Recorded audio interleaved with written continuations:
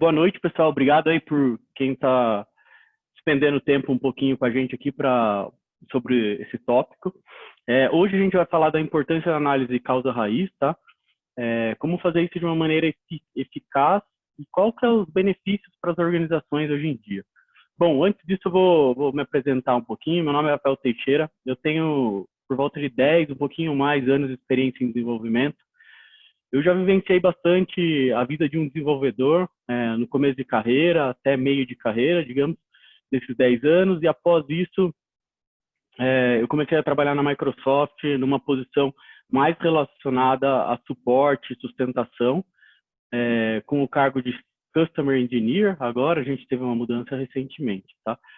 Então, eu tive a oportunidade de viver boa parte de desenvolvimento e também de operações e acompanhar todas essas mudanças que a gente vem tendo aí na questão de disciplinas como SRE, DevOps, e conseguir ter um panorama bacana. Dentro da minha atuação principal hoje na Microsoft, como engenheiro de cliente, digamos assim, o nosso papel é ajudar hoje as organizações a se moverem para a nuvem, tá? Trabalhos proativos, então garantir a qualidade dos ambientes, muito associado com essa questão de suportabilidade, então que as aplicações críticas do cliente estão rodando da melhor forma possível, saúde, entre outros. E um trabalho bem peculiar, que é um trabalho reativo, ou seja, imagina que você está num cliente, na sua empresa, desculpa, e você tem uma aplicação crítica que está indisponível, gerando perda financeira, imagem, credibilidade, assim por diante. Então, nós como engenheiros de cliente, vamos lá e fazemos um trabalho de análise de causa-raiz, onde além de entregar uma solução o mais rápido possível, estancar o sangramento do sistema, parar com que haja indisponibilidade, a gente depois faz uma análise de causa-raiz, onde a gente aponta e traz, com base em evidências, a real causa disso. Então, a gente vai discutir um pouco sobre isso. Eu queria compartilhar essa experiência com vocês, mostrar por que isso é tão importante para as organizações e como a gente vem vivenciando isso hoje em grandes organizações aqui no Brasil e até fora, tá? Então, a gente vai falar um pouquinho aqui da agenda bem rápida, a questão do objetivo e expectativa desse talk, o que é a análise causa-raiz de incidentes, tá? A sua importância hoje para as organizações, como que se dá uma metodologia de análise causa-raiz. Aqui eu não quero entrar em muitos detalhes, mostrar bem o overview, para tentar levar um pouco a prática para vocês. Então, até antes do final do talk, eu queria tentar fazer uma análise bem simples de causa-raiz aqui para vocês e mostrar o quão além a gente consegue ir, baseado em evidências e tudo mais. Perfeito? Depois, falar um pouquinho da capacidade técnica dessa posição, digamos assim, dessa função, de quem faz esse tipo de trabalho. Normalmente, a gente tem um background que tem que ser considerado forte, uma skill forte para ser um solucionador de problemas, né? Mas também tem que ter alguns conhecimentos a mais que transcende a parte de desenvolvimento, que a gente também vai conversar brevemente. E no final, até eu pretendo deixar aqui algumas referências, tá? Como se alguém aqui tem interesse de seguir isso e estudar, como puxar o talk que é bem curto, para que vocês consigam fazer isso, e também terão meus contatos aí como compartilhado. Se vocês tiverem qualquer dúvida ou interesse, fiquem à vontade de entrar em contato. Bom, pessoal, a expectativa, então, é vocês conhecerem isso, o que é, de fato, uma análise causa-raiz, como que se dá isso, qual é o processo, metodologia, os benefícios, né? A metodologia em si, tanto a parte conceitual quanto prática, e também ter essa visibilidade das capacidades. Além disso, para as pessoas aqui que trabalham hoje com desenvolvimento, como suporte, e querem se aperfeiçoar, explicar um pouquinho como chegar lá, tá? E para os gestores e líderes de empresas, de áreas, ter a visibilidade do quão importante hoje esse tipo de atuação existe hoje e é importante para os nossos sistemas, para muitos produtos que são 100% digitais e atendem públicos digitais, tá? A ideia hoje do talk, eu trazer aqui para vocês, ele é agnóstico. Então, quando eu estiver falando de análise de causa-raiz, eu estou falando de análise de causa-raiz de aplicações, tá? E aqui em produção. É importante deixar bem claro que a gente está falando de ambiente produtivo, porque é o ambiente mais crítico. Normalmente, quando os problemas acontecem lá, dificilmente a gente consegue reproduzir esses problemas complexos em outros ambientes. Então, são para esses problemas específicos que acontecem em produção. E aqui a gente está falando de aplicações agnósticas. Então, pode ser com Node, com Java, JavaScript, com C Sharp, enfim, qualquer tecnologia. Mas o foco aqui da apresentação e os exemplos que eu vou trazer, obviamente, são no ecossistema da Microsoft, que é qual eu vivencio, tá? Então, vamos lá, pessoal. O que é análise de causa-raiz? Antes de começar a falar em si sobre análise de causa-raiz, eu queria que ficasse bem claro para vocês que existe uma distinção muito grande quando a gente entra nesse tópico do que é resolver um problema e do que é resolver a causa de um problema. Aí eu trago algumas analogias aqui para vocês e que a gente vivencia muito em organizações, embora exista isso, está sendo consolidado com disciplinas como SRE, DevOps, cada vez mais a gente fomenta entender das coisas, mas ainda acontece muito. Então, muitas vezes a gente se depara com cenários críticos, onde acontece um incidente em produção, em aplicações críticas, e por muitas vezes a gente acaba abordando de uma forma a resolver o problema. E resolver o problema se dá desde você reinicializar um servidor, reinicializar uma aplicação, ou até casos bem mais, como que eu posso dizer, até não elegantes, digamos assim, pessoas que criam outros programas para que, se sua aplicação acontece alguma coisa com ela, o outro programa detecta isso e acaba atuando de forma a solucionar aquele problema naquele momento. Isso tudo a gente se dá com uma solução paliativa. Então, muitas vezes a gente faz mudanças de configuração, reiniciar serviço, reiniciar servidor, o problema realmente desaparece, mas você de fato resolveu aquele problema? Não. Você foi lá, conseguiu solucionar o problema de forma temporária ou até permanente, dificilmente, mas até permanente, sem saber o que de fato aconteceu. Qual que é o grande problema disso? A questão de recorrência, o seu software, seu sistema está suscetível a ter essa falha da mesma forma N outras vezes. E isso gera diversos impactos que a gente vai ver para o sistema, credibilidade, enfim, que a gente vai discutir um pouquinho. Mas então, o core da questão aqui é que a análise de causa-raiz é um processo que é baseado em evidência técnica. Então, a partir de um problema, existe uma coleta de evidência técnica, ou de evidências em gerais. Então, a gente está falando de evidências de performance, de traces, logs, dumps de memória de uma aplicação, para coletar isso, deixar guardado e fazer uma análise que a gente chama de pós-mortem. Essa análise baseada nessas evidências, a gente vai conseguir, através de dados técnicos, chegar no porquê aquele problema de fato aconteceu no seu ambiente, na sua aplicação. Tá? Então, é bem importante a gente saber a distinção entre resolver um problema e resolver a causa de um problema, onde você está garantindo que aquele problema, com aquelas características, não vai ocorrer novamente no seu sistema. Perfeito? Então, qual que é a importância de você eliminar um problema pela causa raiz, né? Ou você conduzir a análise de causa raiz? Primeiro que você vai ter uma maior eficácia e eficiência, então, na correção dos problemas, ou seja, retrabalho. Você vai eliminar o problema de forma definitiva, aquilo lá não vai acontecer novamente no sistema. Você pode até ter outros problemas, como com certeza terão. Software tem problema e isso é algo que, por mais que a gente conduza diversas atividades, a gente vai ter problema em ambiente de produção. Isso é fato. A ideia é eliminar a recorrência, tá? A outra coisa, quando a gente está falando de sistemas e muito a disciplina de DevOps, a cultura de DevOps vem para ajudar a gente na questão de satisfação de usuário, a gente tem algumas métricas que medem isso e podem ser usadas como indicadores para a satisfação do usuário, principalmente na questão de resposta a incidentes. E aí a gente está falando de algumas métricas que são bem difundidas hoje, eu acredito que muitos conheçam, se não, só dar uma pesquisada, é algo bem simples, que é o MTTR, que a gente chama Mean Time to Repair, to Recover, tá? E o MTTF, Mean Time to Failure. Basicamente, o Mean Time to Repair é o tempo que a gente leva até a gente conseguir dar uma remediação para esse problema que a gente encontrou em ambiente produtivo. Então, foi lá, quanto tempo a gente conseguiu entender o que está acontecendo e dar uma solução para ele. Seja ela uma remediação, uma solução paliativa, está remediado, ou até uma solução definitiva. E o Mean Time to Failure é uma métrica que mede, basicamente, qual foi o tempo relacionado ao último incidente. Então, há quanto tempo que aconteceu o último incidente naquela aplicação, naquele produto, tá?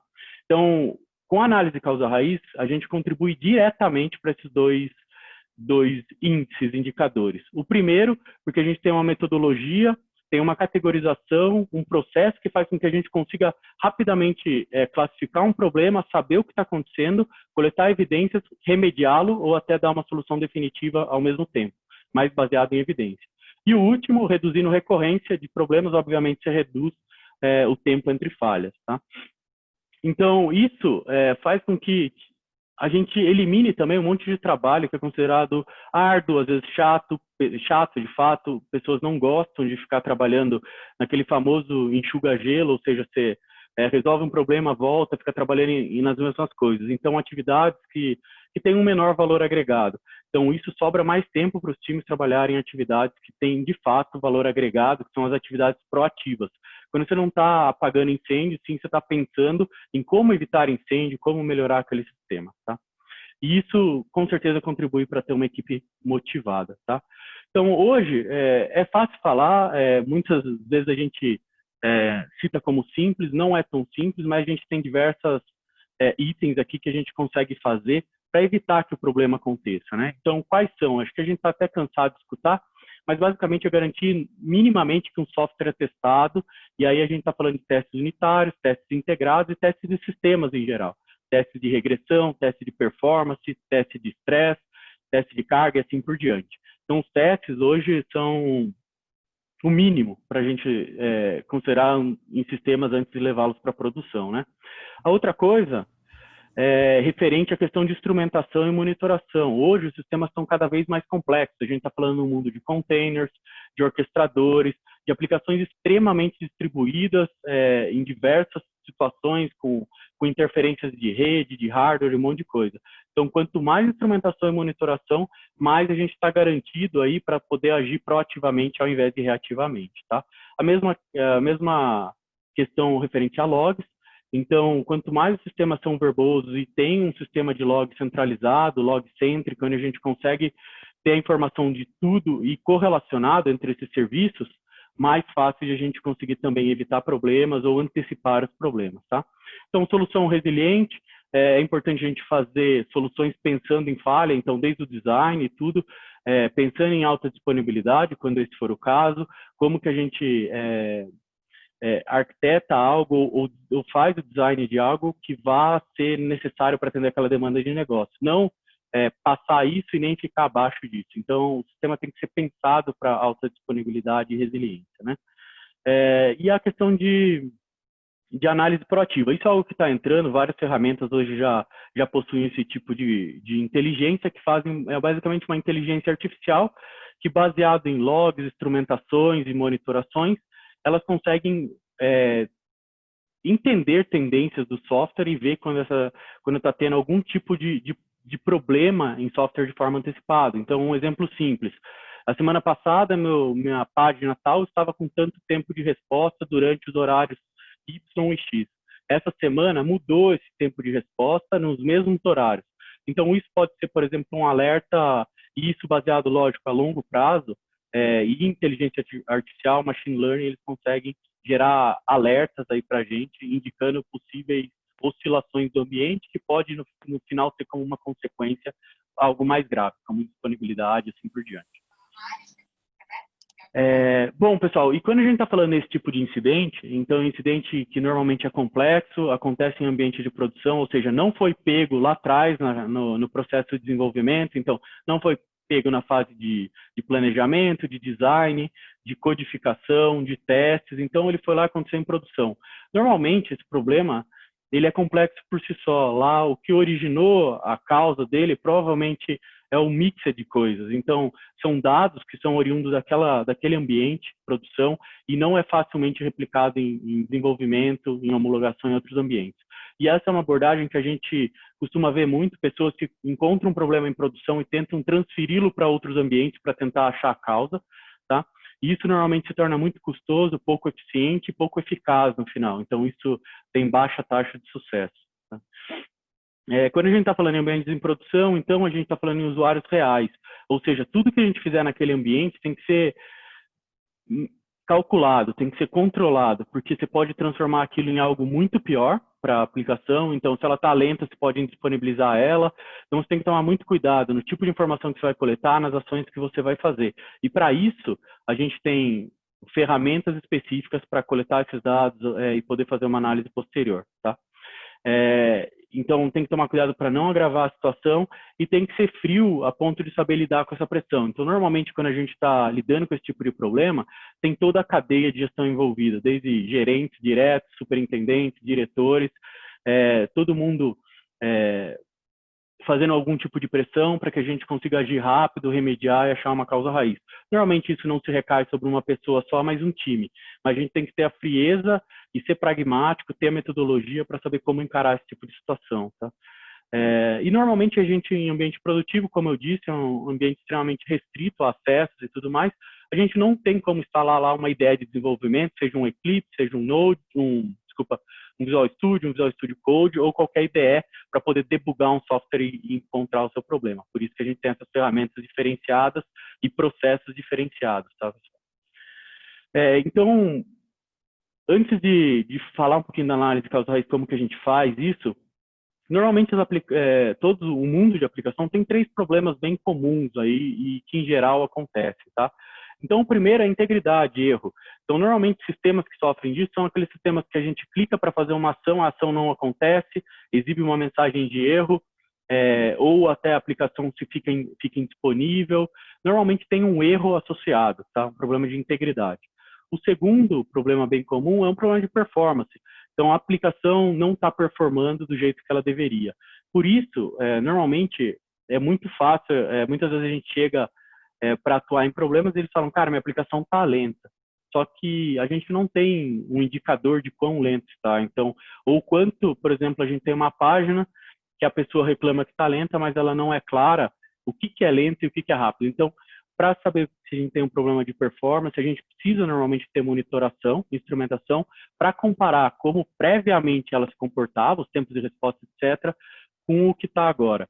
Porque é muito difícil ir no feeling, porque quando você vai no feeling, minha aplicação está lenta, você pode até trabalhar para melhorar a performance, mas você não tem um target, não tem um alvo de qual o tempo de resposta que é aceitável para aquela página ou que é suficiente para aquele tipo de negócio, perfeito? Então, quando a gente fala de performance, normalmente a aplicação não está atendendo aí no tempo esperado pelo usuário, tá?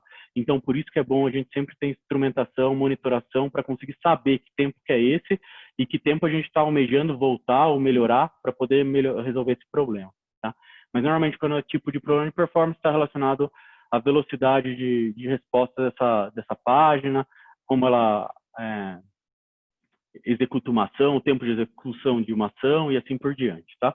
E, por último, os problemas de travamento. Então, basicamente, é quando uma aplicação deixa de responder. Muitos problemas de travamento, às vezes, são confundidos com problema de performance, mas a grande diferenciação deles aqui é que o travamento realmente indisponibiliza a aplicação de forma com que ela fique travada, ou seja, pode afetar um único usuário, pode afetar a aplicação toda e assim por diante. Então, ela não se recupera desse estado e permanece congelada, digamos assim, por um tempo longo ou até para o resto de vida dessa aplicação em execução, tá? Então, é muito importante a gente ter esse conceito desses problemas, porque eles nos embasam para saber que tipo de informação eu preciso coletar quando um tipo de problema acontece em produção. Então, vocês vão ver que um dos principais pontos aqui é a gente conseguir categorizar esse problema para saber o que eu preciso coletar para fazer posteriormente um trabalho de análise de causa raiz, tá? Então, de forma bem generalista, esses são os 3 problemas clássicos e que mais acontecem garantidamente nas nossas aplicações aí no dia a dia, tá? A gente tem que saber distingui-los, perfeito? Então, vamos lá. Normalmente, como que a gente se dá? Isso, normalmente, quando eu falo, normalmente mesmo, pessoal, muitas organizações ainda trabalham assim, e a gente vê que isso é um problema e que gera todas aquelas consequências que a gente vai falar aqui novamente. Então, tem um problema, as pessoas, através de tentativa e erro, tentam chegar em uma solução. Então, aqui seja mudando uma configuração do seu sistema de forma arbitrária, então sem ser baseado em evidência.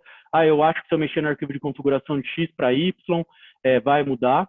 E isso, às vezes, é embasado com pesquisas na internet, mas que não tem uma evidência técnica que isso realmente está acontecendo no seu processo, na sua aplicação.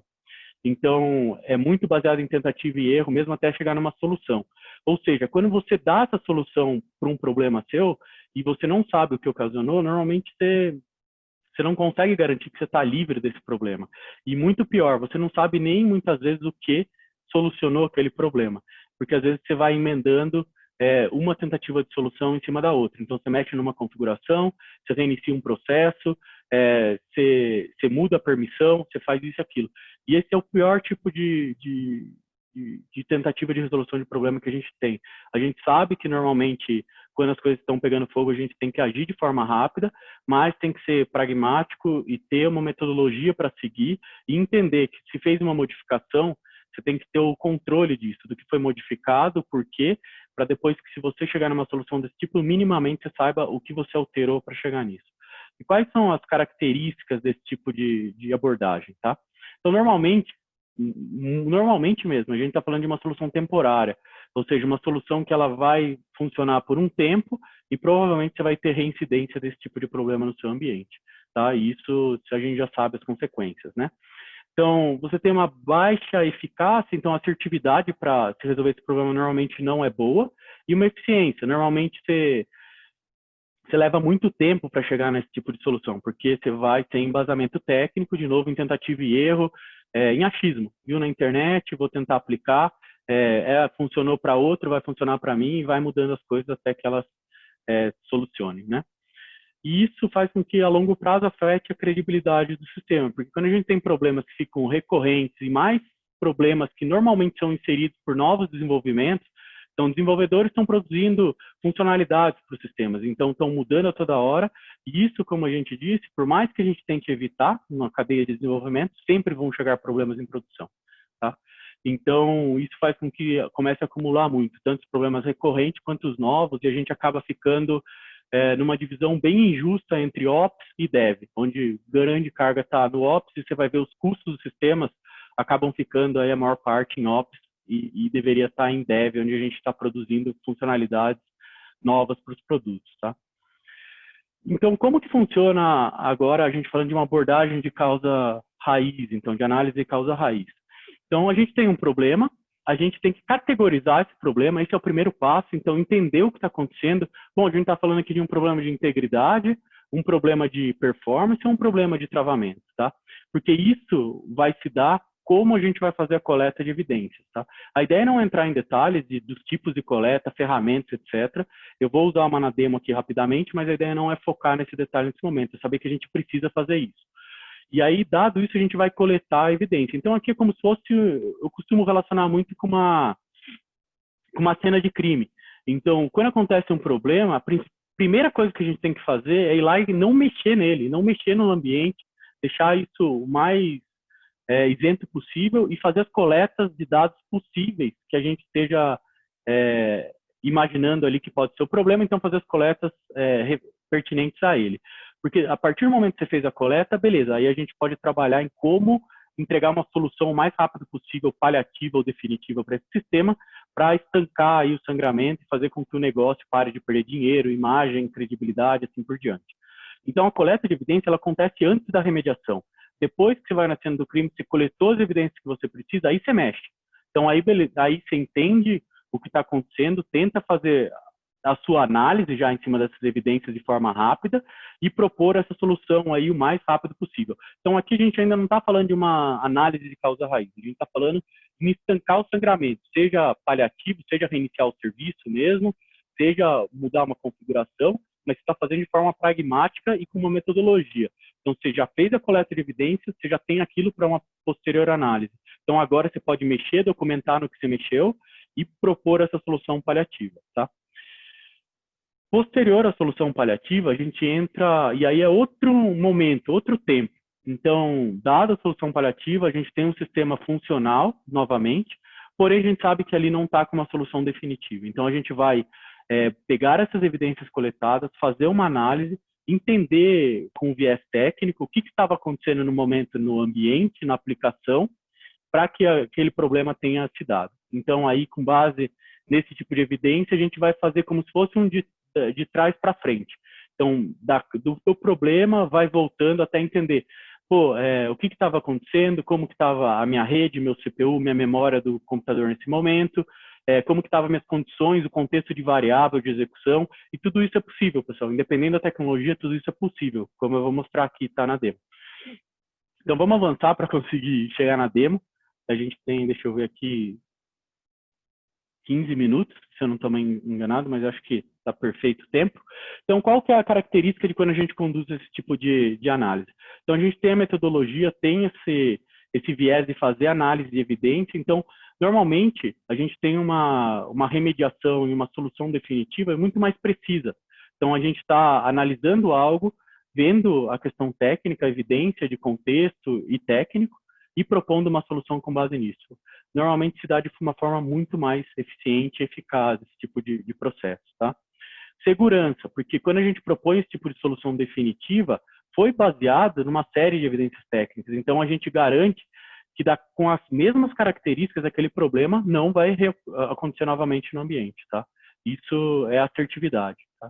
E com isso a gente tem aumento da maturidade. Então, muitas vezes, esses tipos de problema, a gente cai num pós-mortem, daí não falando de caso técnico, mas um pós-mortem da solução, para entender, pô, a gente está tendo muitos desses tipos de problemas, já deu uma causa raiz, mas aqui talvez a causa raiz seja maior do que realmente mudar um software, seja mudar uma arquitetura do software, mudar uma arquitetura da solução. Então, esse viés de você entender e propor a análise de causa raiz, você consegue de fato saber a origem do problema. E uma série de base de conhecimento em cima dessas origens de problema, você consegue repensar seu sistema, desde a questão de design, de arquitetura, de integração e assim por diante.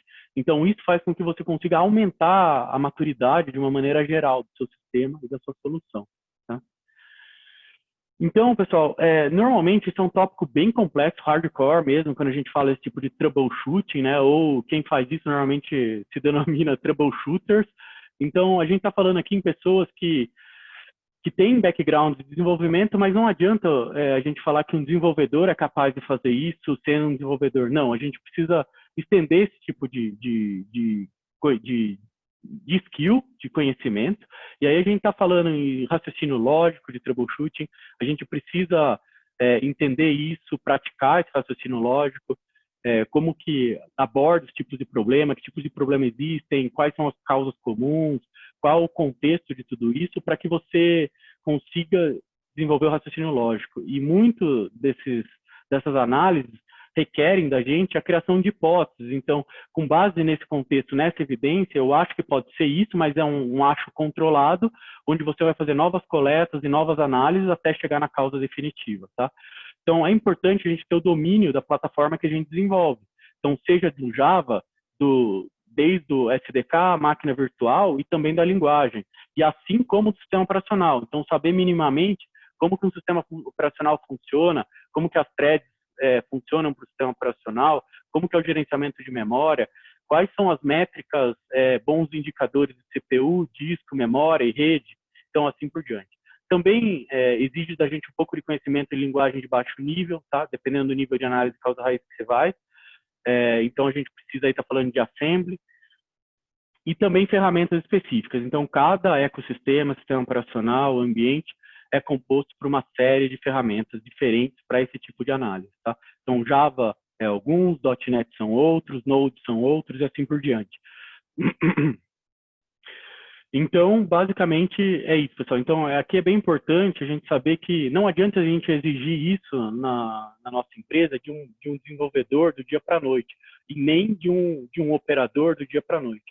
Isso é algo que se trabalha, existe diversas, hoje, segmentos aí de conhecimentos que a gente pode adquirir em plataformas que já tem disponível no mercado, como Pluralsight, até vou deixar algumas dicas, livros, e para cada plataforma. O importante é entender aqui esse overview de tudo e o que a gente precisa se direcionar para conseguir atuar dessa forma. Tá? Então, aqui é só para trazer um nível um pouquinho mais alto aqui do que a gente falou anteriormente, das ferramentas e tudo mais. Então, quem faz esse tipo de atuação precisa ter um conhecimento muito sólido de sistemas operacionais, e aí onde sua aplicação, seu ambiente se denomina, roda e tudo mais. Um conhecimento de rede também é bem importante, de como funciona, o que é uma latência, como que funcionam os pacotes, um pouco do protocolo de rede também, como que funciona. É tudo importante porque quando a gente está falando de problemas nesse nível, a gente aumenta muito o espectro de tecnologia envolvida e contexto envolvido. Então, e aí está aqui até num retângulo, o core do nosso desenvolvimento é muito importante a gente saber, e não só propriamente a linguagem de programação. Então, saber também a plataforma em qual minha linguagem, meu programa roda. Então, se a gente está falando de .NET, linguagem C#, é importante conhecer como que o .NET funciona, como o gerenciador de memória do sistema funciona, do .NET, do Java e assim por diante, como que funciona o threading, o JIT, uma série de coisas. Então, a gente precisa dominar isso, porque quando a gente está falando desse tipo de problemas, essas variáveis, esse funcionamento é questionado a toda hora e você precisa saber em que parte que ele entra ali. E por último, que é o conhecimento que eu considero bem bacana e um diferencial hoje em dia, pouca gente tem mesmo, que é esse conhecimento de debugging e troubleshooting. Isso é algo que a gente hoje consegue adquirir com mais facilidade, que nem eu disse em várias oportunidades, aí tem bastante plataforma hoje que oferece esse tipo de conhecimento. Pluralsight, como eu citei, é uma das mais fortes hoje, mas tem N outras que a gente consegue adquirir esse conhecimento, desde as ferramentas, os processos de diagnósticos, tá? E as metodologias. Então, isso, para quem gosta e se interessa, é algo bem bacana de seguir. E, como eu disse, vocês têm meu contato em caso de interesse aí e dúvidas, etc. A gente pode manter esse contato, tá? Então, aqui são algumas referências. Esse material, acredito que vai ser compartilhado com vocês, além de alguns que terão acesso à gravação aí, tá? Então, o Pluralsight tem alguns, falando aqui do mundo Microsoft, que são muito indicados para esse tipo de conhecimento, para dar esse start para vocês, que é a parte do .NET interno, que fala exatamente do .NET, como que ele funciona internamente, todo o que compõe o framework, né, e as engines dentro dele. Também tem a parte de Debugging Chronicles, que é uma série de treinamentos que faz basicamente exercícios de como você seguir essas metodologias de troubleshooting, desenvolver o raciocínio lógico e também entendendo o .NET e executando em cima da plataforma .NET. Tá? Tem alguns livros que são bem indicados. O Windows Internos é um livro que é escrito por um CTO da Microsoft hoje. Ele fala tudo do sistema operacional Windows, então, de como funciona, como interage os componentes. É um conhecimento bem válido para quem trabalha nessa e quer se aprofundar nesse tipo de conteúdo, tá? Ele é bem importante mesmo como base. E, por último, aí o CLR via C#, que é como se fosse a mesma coisa do Windows interno, mas voltado para a CLR do .NET e o .NET Framework. Tá? Então, ele explica o funcionamento. E para quem deve estar questionando a questão do .NET Core, os frameworks são muito parecidos. Embora o .NET Core tenha sido construído do zero, o funcionamento interno dele é muito semelhante, então você consegue facilmente portar o seu entendimento de um para o outro. Tá? Bom, pessoal, a gente tem 8 minutos. Eu queria agora entrar para a parte prática aqui com vocês. Que, na verdade, é uma demo bem simplesinha de como a gente pode abordar esse tipo de problema e até que nível a gente pode chegar, né, desse tipo de análise.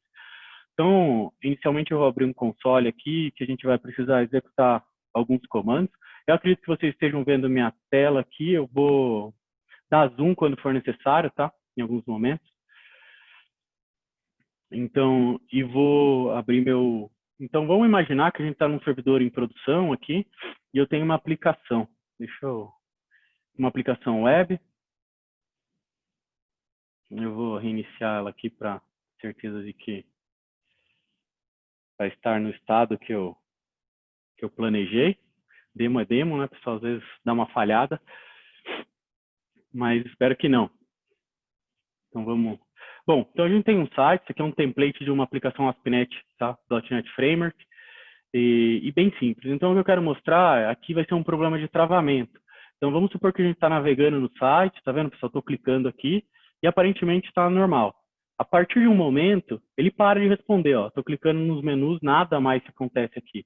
Então, aqui, isso pode ser um problema de performance, mas se isso perdurar por muito tempo, e um tempo que assim é muito feeling, a gente vê que é um travamento. Aqui, por exemplo, aparentemente é um travamento. Tem uma forma muito simples de eu resolver isso, que é o que a gente está falando. Então, isso está acontecendo em produção, eu posso vir e resetar só meu site, ou eu vou reinicializar meu site. Se isso acaba sendo muitas vezes adotado como uma solução definitiva, mas acaba por ser, então, uma solução paliativa. Então, aqui eu reiniciei meu site, tá? Uma aplicação web. Eu, basicamente, para quem está acostumado com Windows, vem o ES Reset, que vai reiniciar meu servidor web server, e aí vai fazer com que o site volte a responder normalmente, tá? Então, agora, se eu clicar, está normalmente responsivo, tá? E já travou novamente. Então, aqui travou novamente. Como que a gente vai fazer, pessoal? Aconteceu, está em produção. O que eu preciso fazer antes de reiniciar, fazer qualquer coisa? Eu preciso fazer coleta de evidência. Então, aí existe um processo, pessoal, que a gente coleta um dump de memória do nosso processo da aplicação. De uma forma bem sucinta, o que é um dump de memória? É um arquivo que é despejado em disco com todo o conteúdo da memória do meu aplicativo. Então, aqui, quando a gente está falando em um site no Windows que roda dentro de um web server, do IS, ele roda sobre esse processo aqui, que é o W3WP. Tá? Então, o meu site está rodando debaixo do W3WP e ele está travado. Então, para isso, pessoal, eu vou fazer uma coleta aqui, que também não vou entrar em detalhes, mas é só para a gente entender que existe um processo. Então, tem uma ferramenta que me traz esse arquivo de memória, é uma evidência. Então, todo o processo da minha aplicação aqui, tá, vai ser despejado num arquivo em disco. Tá? Então, está aqui o arquivo em disco. Perfeito? Então, a partir desse momento, vamos supor que eu estou em produção, eu posso ir lá e trazer meu site para o ar novamente. Então, eu posso ir lá, reiniciei o site. Já coletei minha evidência para esse caso. Então, eu vou, reinicio o site.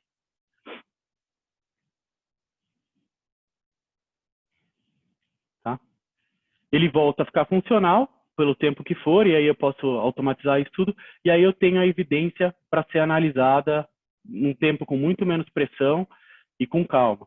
Então, aí existem os debuggers, tá, pessoal? Para encerrar aqui. Então, aqui é um dos debuggers para Windows, chama WinDBG. A ideia não é ficar explanando sobre os comandos e tudo mais, só para mostrar a possibilidade, tá? Isso é algo bem profundo mesmo, que a gente precisaria de um tempo bem grande aqui para explanar sobre esse conceito e tudo mais, mas que, se vocês tiverem interesse, como eu disse, a gente pode falar sobre isso. Então, basicamente, eu abri aquele arquivo de memória, tá? Num debugger, e aqui, pessoal, eu consigo entender o que estava acontecendo no momento que a aplicação estava parada. Então, eu consigo aqui, de uma forma bem rápida, por exemplo, ver todas as requisições que estavam em andamento. Então, vamos lá, se não demorar muito. Eu não quero passar do tempo aqui, temos 2 minutos. 3.